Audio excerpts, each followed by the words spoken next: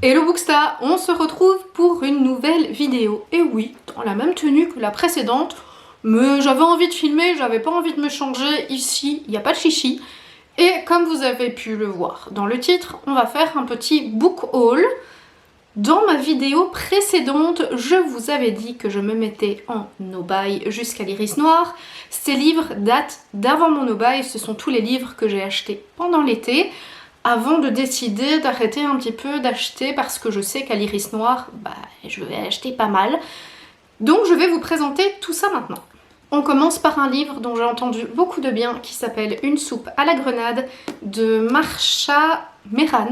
Je ne connaissais pas du tout, mais franchement en lisant le résumé, l'histoire me tentait bien. Et en gros, c'est l'histoire de trois jeunes femmes, trois sœurs qui vont quitter l'Iran et qui vont ouvrir leur café en Irlande.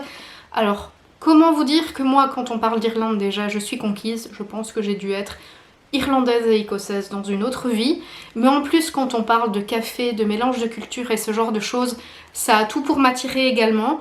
Et une de mes beaux copines l'a lu et m'a dit que c'était une belle histoire, et donc voilà, je vous avoue que quand j'ai lu le résumé, je n'ai pas hésité très longtemps avant de l'acheter et j'ai hâte de le lire. Je pense que je vais vous dire ça pour à peu près tous les livres que j'ai achetés. Vous commencez à avoir l'habitude. Ensuite, ceci n'est pas un fait divers de Philippe Besson. Je pense que je n'ai plus à vous le présenter, vous devez le connaître et j'en ai tellement entendu parler. Et ce livre était dans ma wishlist depuis, je dirais pratiquement sa sortie.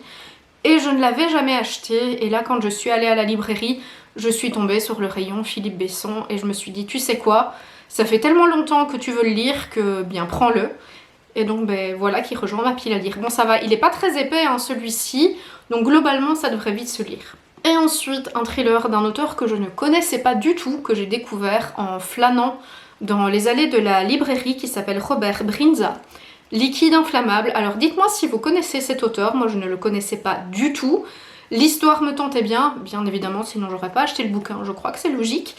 Et donc je me suis dit, eh bien pourquoi pas découvrir, j'aime beaucoup découvrir à chaque fois des auteurs que je ne connais pas, découvrir de nouveaux auteurs, des auteurs peut-être plus anciens mais dont je n'avais jamais entendu parler. Donc n'hésitez pas à me dire si vous connaissez Robert Brinza et si vous avez des titres à me conseiller.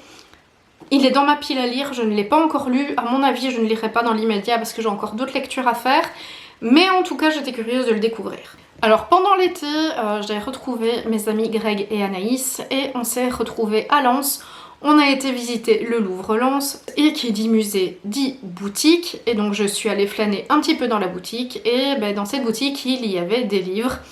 Et comment vous dire que j'ai été raisonnable, même si j'ai quand même craqué, mais j'avais envie d'acheter beaucoup plus de livres que ça. Je suis quand même ressortie avec 4 livres. Ouais, 4. J'aurais pu en acheter beaucoup plus, donc globalement on peut dire que j'ai été raisonnable. Le premier qui m'a tout de suite attirée, c'est Un bouquet de dentelle de Marie-Paul Armand. Vous n'allez peut-être pas bien le voir parce que la couverture est en noir et blanc, mais ça va raconter l'histoire d'une jeune fille qui est maltraitée et qui va finir par devenir dentelière. C'est une histoire qui se passe dans le nord de la France, dans le Cambrésis. Et si vous ne le savez pas, le Cambrésis est une région de dentelle. La dentelle de Cambrai est quand même connue.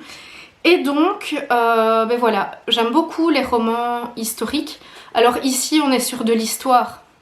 Je vais pas dire de l'histoire contemporaine, parce que ça fait toujours bizarre de dire ce genre de choses, mais on est sur la fin du 19e siècle, le début du 20e siècle.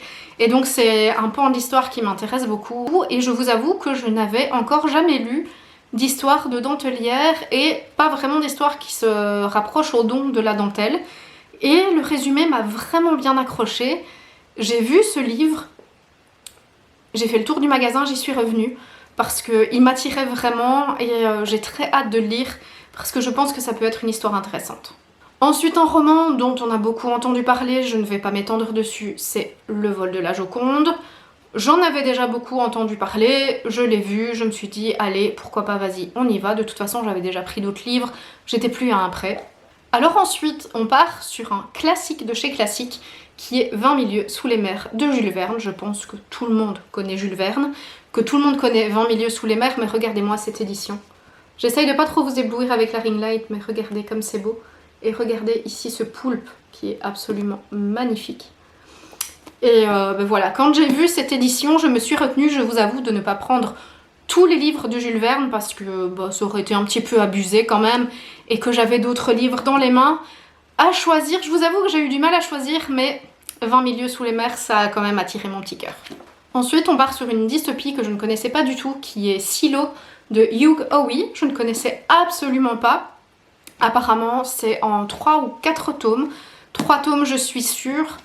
Alors, généralement, je suis tentée de prendre tous les tomes d'une saga quand je vois que c'est une série, et puis là je me suis dit, sois quand même raisonnable, ce serait un petit peu abusé, donc je n'ai pris que le premier, comme quoi je peux être raisonnable. Et on est donc dans une dystopie, dans un monde post-apocalyptique, et je pense que ça pourrait me plaire. J'aime généralement bien les dystopies, et c'est un auteur que je ne connaissais pas du tout, donc je suis curieuse de découvrir son univers. Dites-moi si vous le connaissez, si vous avez d'autres recommandations. Et on termine sur la lecture commune du book club pour le mois de septembre, qui est Respire de Nico Takian, qui est un thriller. C'est le 2e livre de Nico Takian que je lis.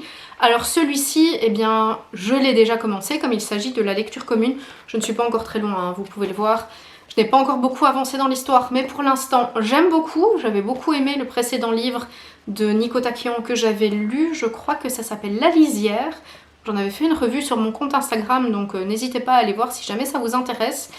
Et donc c'est le dernier livre en date que j'ai acheté. Et voilà pour ce book haul de l'été, j'espère qu'il vous aura plu. N'hésitez pas à me dire si vous avez lu des auteurs parmi ceux que je vous ai présentés. N'hésitez pas à me laisser vos recommandations dans les commentaires. N'hésitez pas à liker, à partager mes vidéos et à vous abonner à ma chaîne si vous aimez mon contenu. Et en attendant la prochaine vidéo, prenez soin de vous. Ciao!